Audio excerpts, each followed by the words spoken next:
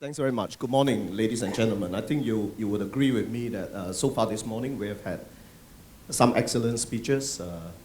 Gerard Yi, for example, and of course Mr.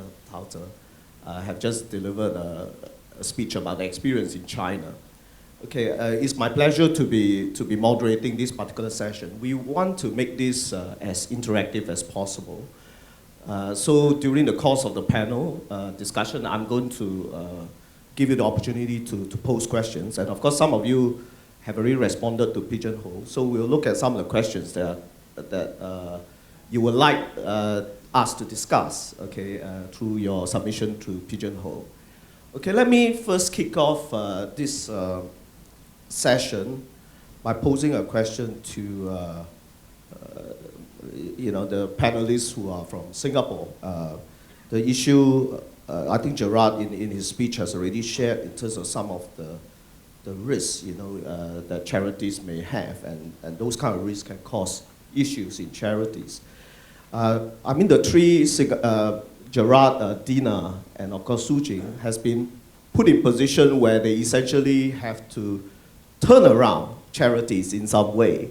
Okay, the charities have been involved with some problem, and they have to turn around those charities. So I'm going to pose a question. Maybe I'll start off with Su Jing, perhaps, and then Dina, and then come to Gerard in terms of perhaps to explain in those charities what went wrong and what you basically, as either CEO or as board member, had to do to help to turn around those charities. Su Jing, I'll start with you first.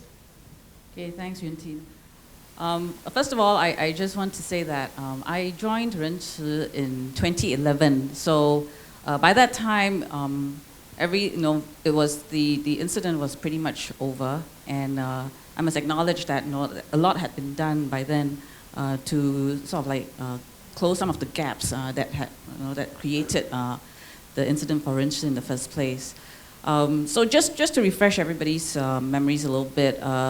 The issue that happened in Renchi was back in 2007 when during a regular MOH audit, because we're an MOH, some irregularities were found in our accounts, and essentially what was found in the end was that there were some questionable loans made by our then CEO, Reverend Ming Yi. Okay, and of course, accounts were also, they found that accounts were falsified, and that there was some untruth told to the COC who was investigating at that time. So during the investigation, Renchi's IPC was revoked. That of course affected our donations, but the board came in, did a lot of things to make things better, and within a few months, it was brought back in. We were given back our IPC status. What were your priorities, I guess, as CEO in that particular situation when you were appointed as CEO? What were your priorities in terms of regaining the public trust? Like I said, because by the time I joined Renchi in 2011, it had already been about 4 to 5 years after the incident. In fact, when one of the things that they found was, or one of the reasons why this incident happened was because the CEO was also the chairman at that time. So the board probably had a lot of trust in him and taken their eyes off the situation. So as soon as the board realized that they were being investigated and that there was something wrong with this situation, they already came in. So they already came in to look at where the gaps were, to put in internal controls, to put in the proper structures to ensure that it would not happen again. One of the things that they did immediately was to again take away this, revise the policy so that Renchi would not give out loans anymore. So because that's really not our core business anyway. By the time I came in, all the structures were already pretty much in place, and of course currently we still continue to improve because improvement is a ever-going process and ongoing process. There are always things that we need to do better in. Okay, let me turn to Dina. Again, you're one of those who've been asked to go into a situation to try to turn around, okay, a charity. Can you share again what went wrong and what are your priorities there? Yeah. Okay. What went wrong is the important thing is smaller charities, the accounting and the finance irregularities are quite common, and especially in the religious sector, managing the finance properly, you need systems in place. But there is a one-man show like a chairman. You leave everything to him. He does A to Z, everything in the temple. He collects the money. He keeps accounting and all that. There are irregularities. So therefore, as Gerard this morning has mentioned, that the first thing is the board has to be, a proper board has to be in place, especially the chairman and the professionals should be introduced into the board. To rebuild the confidence, the public trust and the confidence, the first step should be we should bring in a new board, totally new board, chairman and the treasurer and a few key people, very visibly important people in the community who are known for their integrity and the proven personalities to be put in place. That's first important step in that right direction. Once it is being done, you asked what are the other things. The critical part of it is the treasurer who should be a professional. After you do the complete board and the professional team in place, then it's easier to build confidence to the public, the donors and everybody. They take part, they gain confidence slowly, their events have been published, and then the transparency comes the next step. Because what have you done? The new board, new people, what they have done, they have to demonstrate by events and how the donations have been collected, how the accounting has been done every 3 months or 6 months. You have to have transparent reporting to the supporters or the donors will help to gain the public confidence and the trust. That is a real snowball effect. You can see the change within the short period. And I was involved because I was very keen to bring in the professionals in place. And I brought in and I saw the results and the snowball. And finally, I got a letter that you don't have any more role there because the existing team, the new team, playing a fantastic role and they are making it good turnaround and very transparent, and the confidence building has been well done, and the accounting results in the internal control shows that it becomes one of the good role model today. I'm very happy that people can change over time provided you put the right people on the spot. Thank you. Well, Gerard, you've been involved in the biggest of them all, the biggest turnaround. I think we should be very clear. I think Su Chin was very careful in saying that by the time she joined, the thing was over. I mean, let me be very clear. All these gentlemen and lady here were there to turn around the organization. They were not there when the bad things happened. But Gerard, Gerard, you obviously had to do a very big turnaround job. Can you again share in terms of what actually the lessons from NKF are, and also what were your priorities as the chairman? Well, it is a very big complex issues and case studies have been made into it. And even Wikipedia has got a whole write-up about it as a case study. So I think usefully, I will just draw to attention one key factor that caused the emotional outburst of the public. For a long time, the public was given the impression that the CEO was paying himself very meager salaries, and they were very supportive of the sacrifices made. And when it was revealed that that was not quite right, that during the later years, there was backdated salary adjustment, bonuses, and actually he was paying himself quite handsomely. It is this sense of betrayal or lack of transparency that caused the emotional outburst. And then as it goes on, and they discovered that the claim that he never traveled by first class was made on a matter of interpretation. What happened was he got a business class price of SQ. And he ensured he never spent more than a business class. So truthfully, yes, he never traveled first class, but for that same price, he traveled on other airlines that offered first class. So yes, it's a question of interpretation, but the public felt that they were not being provided the truth. And this comes back to our whole subject about transparency.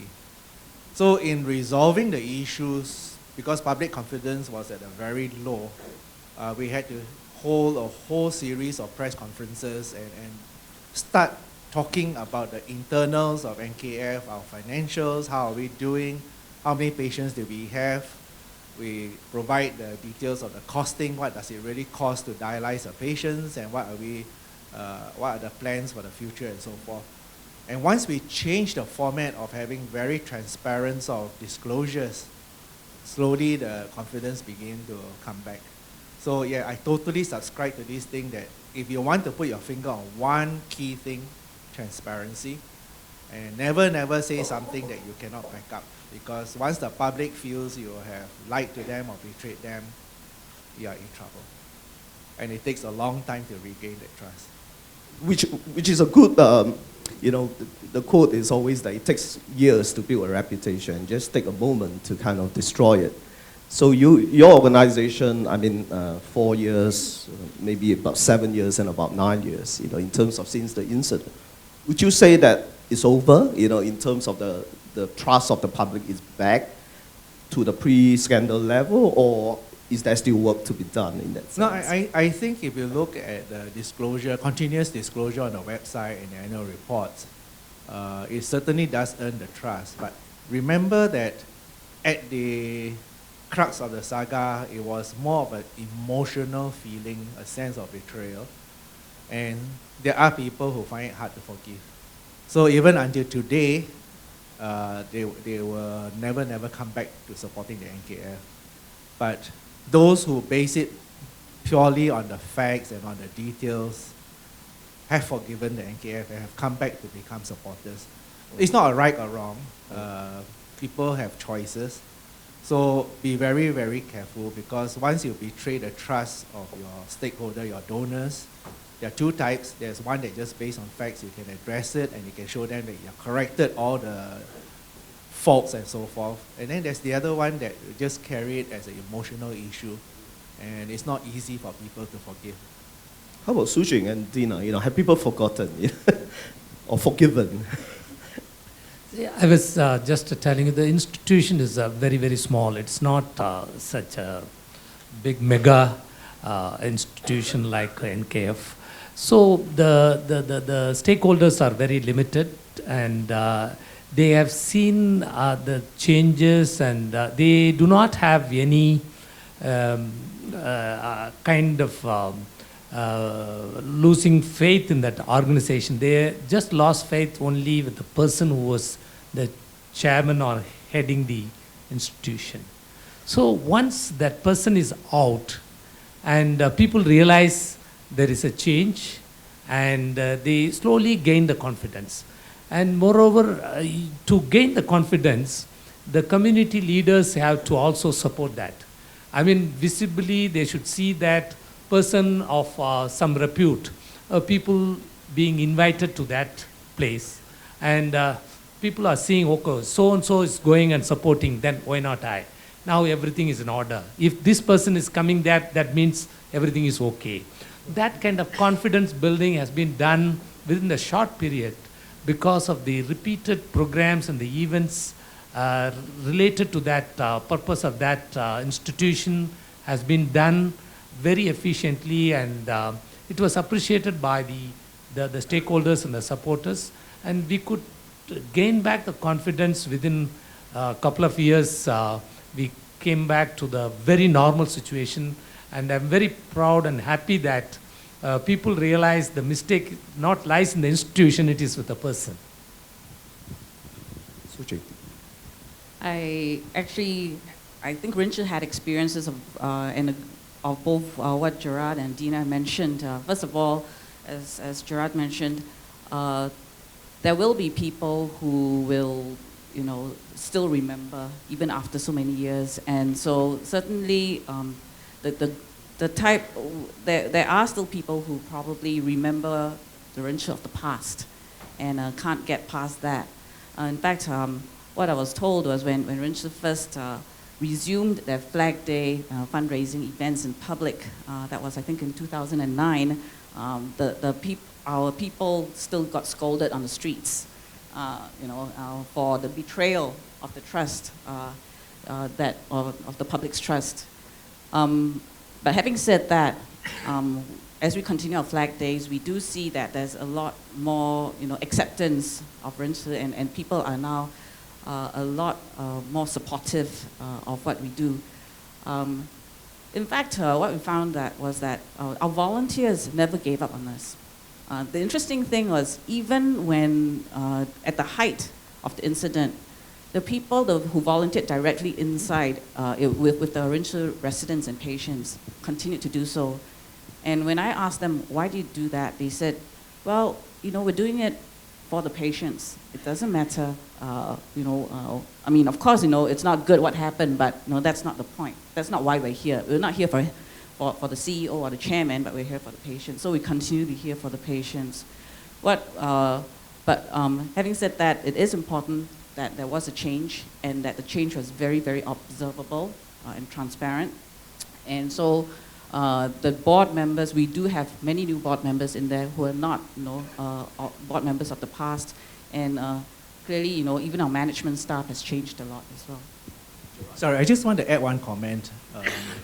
I think it's important at this juncture to emphasize on something. Don't focus on the organization itself. Focus on your cause. It's so much easier to get people to come back, because when it comes to the cause, supporting a cause is very neutral. So in the case of the NKF, we did very much that. We brought people attention to the challenges that our very poor patients who need dialysis 3 times a week, and loss of income, and a family having to face challenges in surviving. That's what you want to bring. It is the cause. People support causes, not organizations. But those who spend a lot of time just trying to build up the reputation of the organization, when something happens, God help you, it's very difficult to rebuild it. But the cause is always sustainable and lasting. Okay, let me move on to Doctor. A very interesting talk you just gave us. We have heard about, we have had a number of scandals in the sector in Singapore. How about China? China is a big country. What was, were there any major scandals, and what did the government do anything in reaction to those scandals, and how do the charities regain public trust in China? I think the scandal is very famous. Everybody knows that some scandal happened in the Red Cross. Since the 2011, after the Red Cross scandal, actually it's, the 2011 become an opportunity. It's a very important year for the whole sector. Before this scandal, not so many people or general public care about transparency and good governance. So this kind of individual scandal become an opportunity for the sector to promote itself to the general public. We can use this opportunity to tell the public, tell the government what we are doing, what the other charity doing. And we can use some platform or networking organization to explain what's going on in other organizations. So this can tell the public, not the whole sector is like this. But without this scandal, nobody care about this issue. No journalist or media care about, don't do some feature story. So this is an opportunity. On the other hand, when some scandal happen to the charity, they really want to change. For example, we talk about the Red Cross. In last year, during the Sichuan earthquake, when the foundation sector disclosed their information according to a certain template, then the Red Cross, the leader, they copied the website and then disclose the similar information to the general public. So which this kind of story give us a lessons. It's maybe most of the leaders, they want to become transparent, but transparency is kind of professional work. We need some professional told the people how to do transparency professionally. Okay, when I was listening to your talk, it's kind of, that was something I thought maybe we shouldn't ask the participants to take it as a message, because one of the examples you gave was the foundation that actually had a bit of a scandal, and then the donations went up. I don't think that's his major point, that you should get yourself into a scandal and then your donations will go up. I think our local charities here have kind of all shared that actually, of course, generally is the other way. But I think the point that actually you were making is not, I guess, not so much a publicity, but the fact that I guess the charity, mistakes do happen, you know, in charities. But I think the issue is to be transparent, you know, about the mistake. And of course, and that's how, in the end, I guess the charities, actually, that particular charity, actually end up actually getting increased donations. I think that's the main point. No, I want to stop at this point to give an opportunity for, there have been some questions on the pigeonhole, but I want to give the opportunity to you from the floor. That we have a very distinguished group of participants. So I want to give an opportunity to you to pose any questions that you like to the panelists. If you have any burning questions at this point, can I, please, anybody?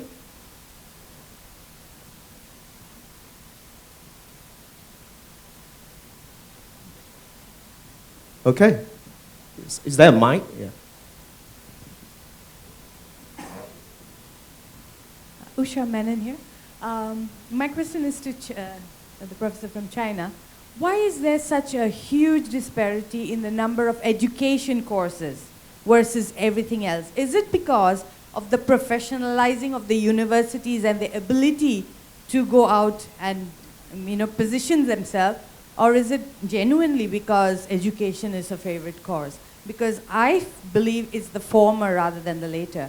The professionalizing of the education sector, while the charity, poverty, children's sector tend to still live in what Gerald talked about, the charity era, the Charles Dickens kind of, you know, we're poor, we need help era. What would your experience be in China? In fact, it's the later one. First, education is about some course about the students' the equal education right. So it's very easy to tell story, and it's very a moving issue for the general public to participate, and also for the charity or foundation to raise money and to execute some projects. So far, it's like this. I think our local universities have been very successful in raising funds too. Yeah, any other questions?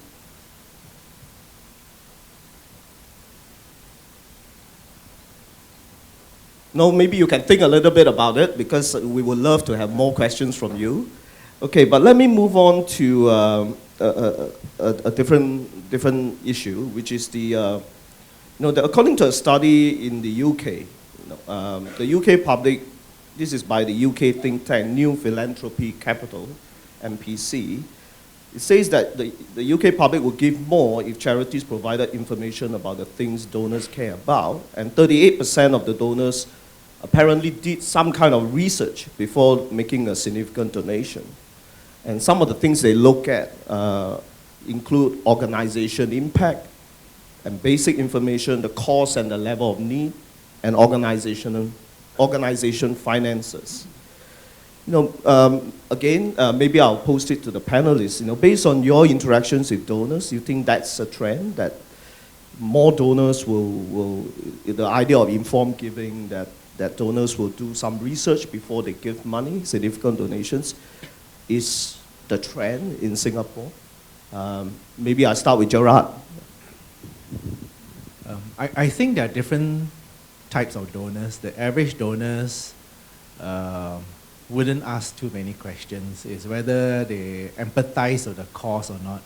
So some people just, if you approach them and you say is to help needy children, and they have this affinity for it, they will always spare $1 or so and to help it with very little questions. Then you have the bigger donors, especially the grant makers. I think more and more grant makers are demanding for information. Sometimes they will even invite the charities to come and make a presentation to them on the projects, why they need the money and so forth. And only after due inquiry, then they will consider whether or not to provide a grant. So there are two types of donors, and that's healthy, that grant makers are beginning to ask more and the right questions. Then that will get the charities to really focus on professionalizing themselves. Because especially today, there are so many charities and they're all competing for it. And that's the reason why I've repeatedly always tell the charities, it's not good enough to hide in a little corner and do good deeds. You got to get yourself noticed, and you got to tell the people why you exist, what are you there for, and what are you trying to achieve. Because people, as I say again, people support causes. And people will always support what is dearest to their heart. And it can be to save the cats. It's okay to save the pigeons or whatever it is. If it appeals to my heart, I will support it. But if I don't know what you are about, very difficult for me to support. Dina. Yeah. As Gerard said, that the two types of donors. The professional donors are big foundations. Naturally, they got infrastructure to evaluate informed giving. Definitely, they have to go through that process because processes and systems in place. Whereas the philanthropist who has got money, who wants to do it, there are two types among themselves. One is that where the heart goes, the cause, they want to support certain causes. That definitely, Singapore is a very small place. We get to know who is doing the right things and who is behind that projects and things like that. So we look at that and people are giving, that's one part. The other part is that because so-and-so has been calling me and just I'm giving, they don't do much research because the person is calling and asking for a donation for a cause. He just hear from phone and he just gives that money. If it is, they don't know, some of them, they are giving big amount, they naturally go into more details. If it is a small amount, they think that the person called him or solicit for the donation is very critical because that person is a reputed person and he relies on his words and he gives. There are various types, but overall in Singapore, the transparency, the research work, is not being done that much by the philanthropist, but in due course, because of the media, nowadays if they don't know what charity it is, immediately they click and then just see it, whichever part of the world. Because now some of the charities even going through media and getting good attention, good donations, because it is in the media, click button here and there, they get donations because of the media. The youngsters are willing to donate money if there is anything very attractively, very interestingly put forward into the social medias. Therefore, this is going to grow. What is important is that every institution has to be mindful in letting the public know what they are doing, how well they are doing, and why they are doing, what kind of donations they received in the past year for the same cause. It plays a bit of a communication reflecting what they have done. They can't get the donations in future. We have to do more and more of that. Thank you. You have anything to add? Yes, I want to just add that what I'm seeing in Rincha is increasingly everybody wants to know more about what the cause is and what we're doing with the money. And as Gerard says, and Dina as well, that depending on the amount, definitely the ones who donate a lot of money want to know a lot more, want to have a lot more information, and they may even want for us to do a presentation or even come and visit and see what we're doing for themselves, because it's no longer enough to just be known by your name, because what we realize is people may know your name, but they still may not know what you do. but it is important that at least, you know, that your organization is out there so that people even know that you even exist. You find the same trend in China that the donors are asking a lot more questions before they donate? From our experience, the answer is definitely yes. On one hand, as long as this industry developed, we have a much more stronger infrastructure. We have data. Before that, they want to do that, but they don't have any data resource to make the decision. But right now, they have a more solid data and information. On the other hand, as long as the society develops, more and more donors see transparency. It's something related with ethics, with some personal value. So it's not your capability, but it's your attitude. If you want to open to other people, if you really see transparency as your mission or personal value. So also in China, we have more and more corporation built up a corporate foundation to giving back. Most of the corporate foundation, they really care about the risk, PR, risk management. So when they donate, before they just do some due diligence. But right now, they will review the transparency index. They want to see their grantee if they rank the top 100 or 200. So for example, in the middle of last year, there's an international organization. It's called Global Giving. It's a global giving platform for all the American or Fortune 500 companies. Their clients want to donate to one Chinese foundation. Then they review the foundation transparency index, figure out this foundation ranked is 850, this projection. So they give us a call to say, what's the problem with this foundation? Is there any risk for the donor to support this foundation? Then we give them some background information for the donor to make their final decision. Okay, I'm going to have a go at the pigeonhole, okay? Professor Mark, we have a question from the floor on your right over here. Before you proceed to pigeonhole. Okay. Hi, I'm Hi. Angie. I'd like to pose two questions to Gerard. One is related to society being a charity where there is a lot less stability because you can have election and the whole executive committee can change overnight. So I'd like your comments on whether when you become a charity, you should really even move to become a CLG rather than staying as a society. And the second question I have is related to religious organizations because not all religious organizations are registered charities. And is there a move in the future to have them all become registered societies so that there is better governance and transparency? Because people tend to give on faith and sometimes it could be blind.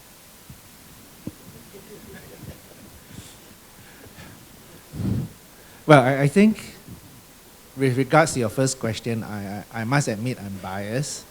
And I favor the form of the CLG because it's regulated differently. There's a Companies Act behind it, and therefore there's a greater compliance issue. The purpose of the Societies Act is quite different, and usually it just vet the background of individuals.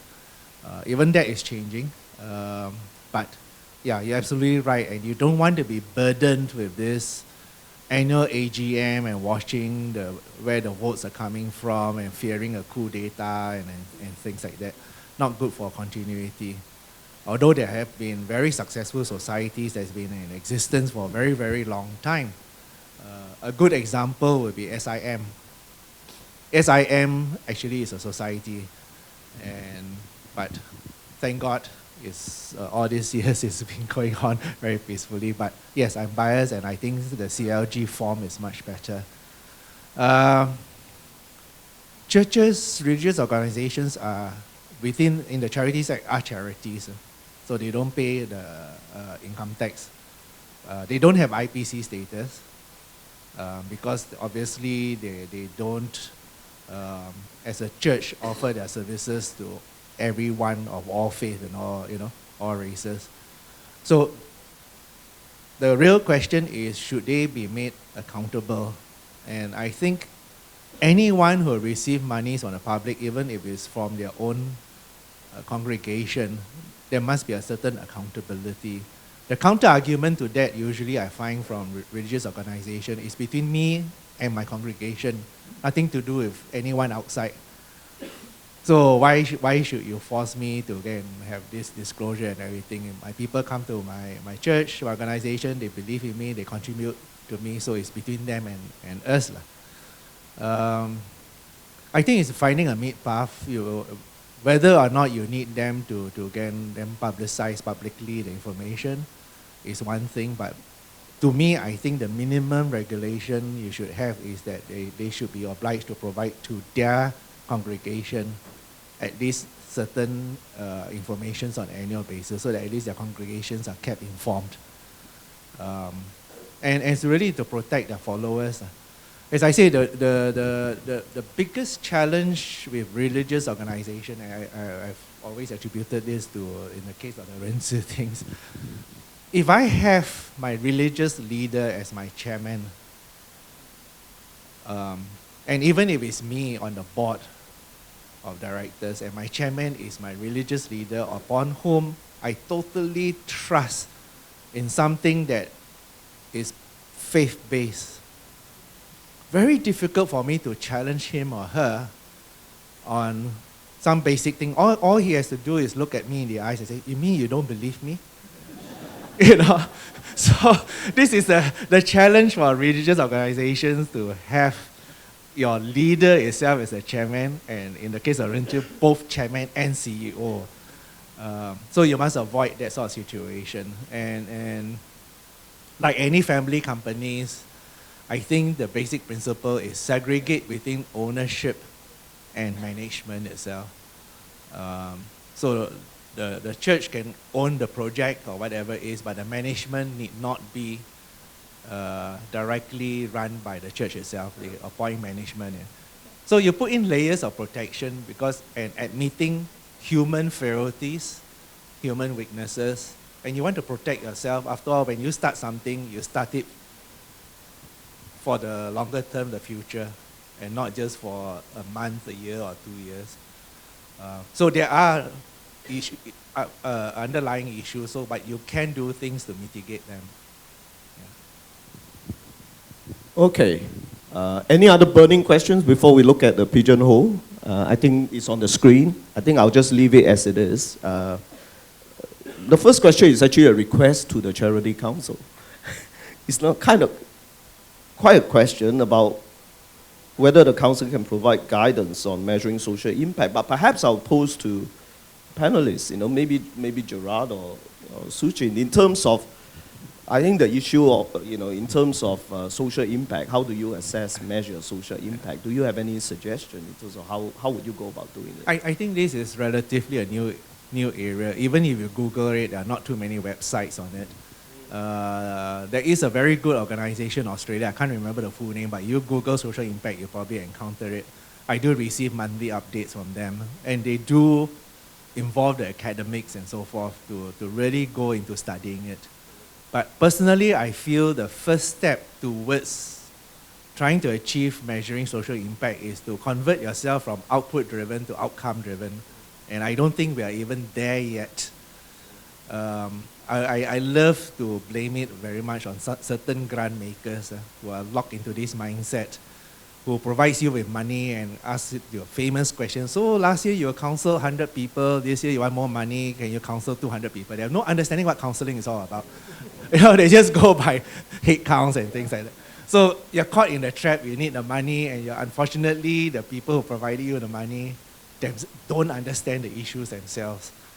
So, but I hope, is my hope that we can move towards outcome. That itself will make me very happy. For those who are already halfway there and more, start looking at challenging just the concept that just by doing good, you're actually achieving good. Because at the end of the day, you want to achieve change in society, in the community. Then you have to ask yourself, what does all this mean if I do all this type of work? Yeah, maybe I'll just, I sit on audit committee of UN Women and previously UN Population Fund. And obviously, outcome is very important. And actually, there's one area that we don't talk much about, which is evaluations. Because it's very different from audit. You know, if you do an audit, it's compliance, it's financial. Evaluation actually is actually assessing impact. And I think maybe this is a field that, this is an area that we need to talk a little bit more about, having people who are able to do evaluations, which is actually evaluating The problem is most of our charities don't have the resources. Yeah. So really, if you want to see this happening, we need to have an independent body that can provide that services to help the charities to put in place this type of measurements and guide them along the way. Yeah. Already the charities struggle with headcount turnover, loss of social workers, loss of therapists, loss of and you want them to go and have a system that can measure outcome. I think it is a dream far in achieving. Yeah. But it's worth pursuing. But I think we can only achieve it if NVPC or one or the other body actually create a capability. Yeah. Okay, the second most popular question is something about transparency. And maybe at this point, I just want to make a reference to the acting minister's speech where he cited the CMPL study, which revealed that we are not really doing so, charities are really not doing so well in terms of disclosing, especially governance information.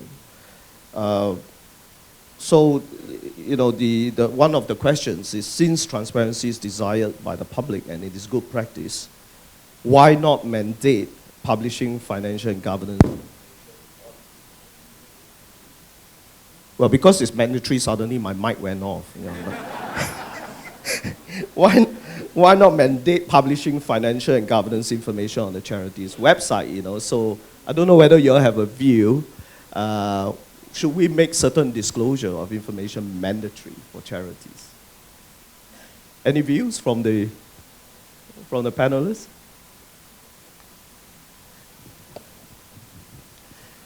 I mean, we have to take a first step that we have given guidelines, and we are promoting the governance, and we are just starting a baby step. And you know, the human mentality, as long as it's very voluntary and you know, try to guide them, this is the best practice, why don't you follow, this is good for you and all that, your donors will be very happy, and you know, there are good points. That's why we ask you to do the best governance. You promote the best governance practices in all the charities. But over time, as a human being, anything you just make it mandatory, people listen slightly better. I mean, that's a human nature. I mean, there is a one-way road and there is no police enforced, and it is beyond midnight, nobody there. People take a shortcut just to go in. I have seen people doing which is not allowed the other way.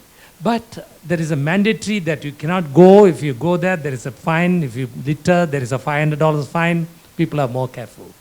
So anything mandatory, always the human being tend to follow and is slightly better. But at the same time, who we should do mandatory, that's most important, because voluntary organizations are very limited resources. Many things you put mandatory, they can't comply with, it's difficult. They are existing with a cause, with a passion, with many things. You cannot unthumb with so many things on them and they are already limited resources and they can't move. You ask them so many things. So you have to have like your charity governance code. We have got basic tier 1 and tier 2. We have got stages, right? We have got enhanced and then advanced. So we should do for certain like advanced and enhanced, maybe certain things we can bring as a mandatory, because there are a lot of tax rebates given to the donors. Therefore, those kind of charities and IPCs have to really accountable, and they can be mandated many other aspects, and so that they comply with. Thank you. Actually, as the CEO, the first thing that came to mind when you said mandatory is it's where are my resources and how much is it going to cost? Because in order to fulfill everything that is required, say by law or by regulation, you might have to put in a lot more. And then if you inadvertently then, not comply, what are the consequences? In fact, that's one of the problems we are now facing with the PDPA Act, because we really don't know, when and where we're going to get into trouble and what resources we need to put in. So guidelines, on the other hand, are good, because at least you know what is required of you, and then you can work towards it. And in any case, every time there's a Charity Council guideline, we all try to follow it anyways. So it's as good as that. I think in the case of charities, you don't want to have even more rules. Because along with rules, then you must ensure compliance, which means penalties. And how do you want to penalize charities? You're going to take away their donation dollars? It cannot be. So have the guidelines, but we all know as long as it's guidelines, there will be many people who just won't put in the effort for whatever reason. To me, the most powerful influencing factor will be the grant makers. And grant makers actually can cause change by saying, no, you want this money, I want to see these changes.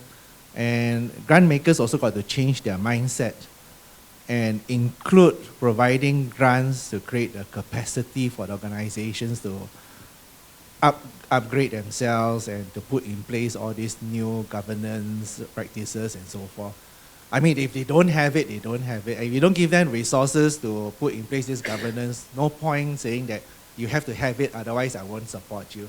So give them some money to upgrade themselves, and then say, on condition you achieve that, the next stage I will support your projects. Well, perhaps so it looks like the message is be very cautious about making it mandatory. So I guess the next question, which is also relating to the acting minister's speech, was about if not mandatory, then perhaps something like what China is doing, which is to almost have self-regulation in some way through some kind of a transparency rating. So what are your thoughts about a transparency rating? Should that be the way to go? And are there any concerns, any risks that we should be thinking about if we decide to go down that route? And maybe, Mr. Tao, if you can share from China's experience, the reaction from the charities there when something like that was introduced. So, yeah. If I heard Mr. Tao correctly, then I liked the way it's being done. That basically what you're measuring is that these people have provided the data. There is no evaluative element to it. I don't look at the data and then evaluate and rank them. I rank them according to, yes, they have provided the following information, which means you leave it to the reader itself to form their own conclusion. So if Singapore is to go along that path as a first stage, I think that is acceptable and doable. So people will provide those information. And don't worry too much at the end of the day about the interpretation.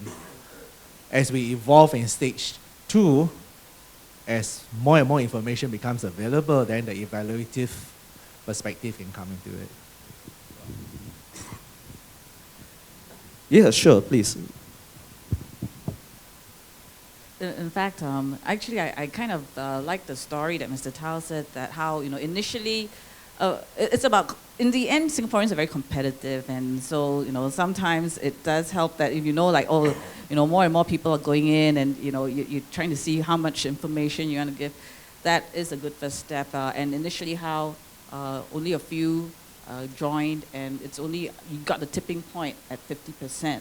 And so there is a way to go to provide more transparency, encourage people to provide more transparency in a not so, not such a strong way.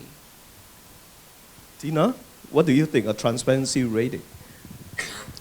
I mean, it's good to begin in Singapore, except that we should not do that for the very, very small charities at this stage. Because even that our complaints tick, that itself, some of the charities even finding it so difficult. And you give them more of this and that, they think we are regulating a lot. So you can start from the top layer of the charities, because very important, because they are the big, the grand makers look at those charities mainly. So that is the good thing. Generally, the Asian mentality is that not disclose everything so transparently. If I say this, even the donors may not give me more money. Many things, they are the misconceived beliefs of the past. But we can see that there is a classical case in China that they are very successful with that rating, and after that is even much, much better, and everybody taking part. So we should start with the bigger ones, and then we can grow that. This is very important element. First part of it is just disclosure or saying something. The second part of it, many people, as you know, the corporate reporting, annual reports, you can see people just write everything, but really if you evaluate how many cases that is genuinely it's being done, action is taken or not, we don't know. So therefore, first is the transparency, but the reporting is okay. Everybody say, yes, I have done this. But really whether they have done, again, you need to evaluate. So that is a lot of work. That's why we cannot start too many things all at one go. We have to take baby steps to reach that kind of goal. Thank you. Stop. Yeah. I want to share 2 points. The first one is either the monetary, the requirements. The topic is quite familiar for me. It's like some discussion or meeting 4 years ago. A lot of people talk about if we have enough resource to disclose the information. But actually, it's a fake question, actually. Because I know even in Singapore, every year, all the charities, they should submit an annual report to the MCCY, the charity unit. So actually, in the very beginning of China, we just put this report online. So there's no extra work for the charity to do it. This is the infrastructure. It's actually, we open the work we have done to the general public. That's a very good start. We need some starting point. Then we can start talking about other things. The second point I want to share is actually internally, we don't call Foundation Transparency Rating System. We only call it as an index. Because the mission, the purpose of Foundation Transparency Index is not to rate the foundation. When you go to this website, you will see there are, by yesterday, there are 49 foundations. They have the same full score. They equally rank the top 1. So actually, according to our index, every foundation, they can become the top 1. They can got the full score. It's not your capability, it's the attitude. And for China Foundation Center, we don't want to tell the public which one is the best. We want to build the trust between the whole sector to the general public. So when we run this project, we really keep in mind, we don't want to destroy this sector. We don't want to set up several heroes. We want to really build up a solid, health developing sector and to advance the common goods of the whole country and society. Okay, I think we have run out of time, so we need to wrap up this. But I think a very important point here, I think, and Gerard also mentioned that if it's transparency and not evaluative, I think then the issue in terms of the cost for the smaller charities is maybe less of an issue. It's not like we are judging you on whether you have a certain practice, but just to be, if it's more disclosure based, I think your point, Mr. Tao, is that the cost issue should be less of an issue. I think that's a key point, I think, from that discussion. I think there's opportunity for you, I mean, as the sector kind of look at introducing this, for you to give feedback in terms of how this transparency index or rating or whatever we call it can proceed. But I think, given the time, I will have to call this panel to a close so that we have some time for the next speaker, and then we don't delay your lunch. Please join me in thanking the panelists for an excellent discussion.